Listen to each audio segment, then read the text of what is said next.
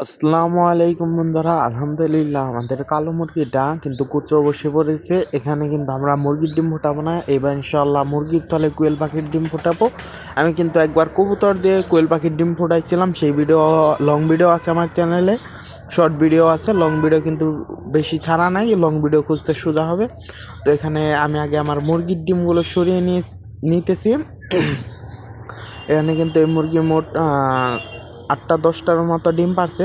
যদি আর একটু বেশি পারতো তাহলে এই মুরগির ডিমগুলো আমরা ইনকিউবেটর দিতাম, কিন্তু আমরা দিতাম আগে থেকে পরিকল্পনা ছিল মুরগির তলে আমি কোয়েল পাখির ডিম ফুটিয়ে দেখব আসলে ফোটাতে পারে কি না। তো এখানে মুরগিটাকে আমি অন্য ঠোলায় দিয়ে আগে ঠোলাটা একটু ঠিক করে নিচ্ছি। ঠোলা বলতে মানে মুরগি যেখানে কুচো বসবে। তো এখানে আমি সব কিছু ঠিক করে দিছি। আমি কিন্তু বেশি পরিমাণে খড় দিয়ে দিছি, জানে মুরগির ডিম কখনো ঠান্ডায় না থাকে, মানে কোয়েল পাখির ডিম দিব যেহেতু এবার। তো এখানে বাসাটা বানানো শেষ। এখানে কিন্তু আমার 30টা কোয়েল পাখির ডিম আছে। তো এই ডিমগুলা কিন্তু আমি এখন এইবার আমার কোয়েল পাখিকে দিব। তো এখানে আমি একটা ডিম বসিয়ে দিচ্ছিলাম।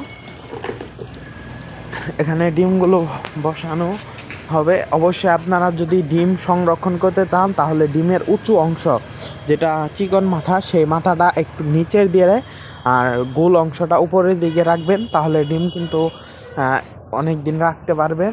আর শীতের দিনে ডিম যেমন তেমন একটা নষ্ট হয় না, আপনারা চাইলে রাখতে পারেন। আর গরমের দিন থাকলে অবশ্যই ফ্রিজে রাখার চেষ্টা করবেন। তো এখানে কিন্তু আমরা মুরগিটাকে বসিয়ে দিছি। তো মুরগিটা বুঝতে পারতেছে না, মুরগির ডিম কিন্তু সাদা। তো এখানে আমি মুরগি যেহেতু আমারটা একটু ছোটো মুরগি, তো জানি না সবগুলো ডিম নিয়ে বসতে পারবে কিনা। এজন্য আমরা বাসাটাকে এখানে আগে একটু আমরা দেখবো মুরগিটা ডিম অ্যাকসেপ্ট করে কিনা। তো মুরগিগুলা কিন্তু দেখতেছে ডিমগুলাকে।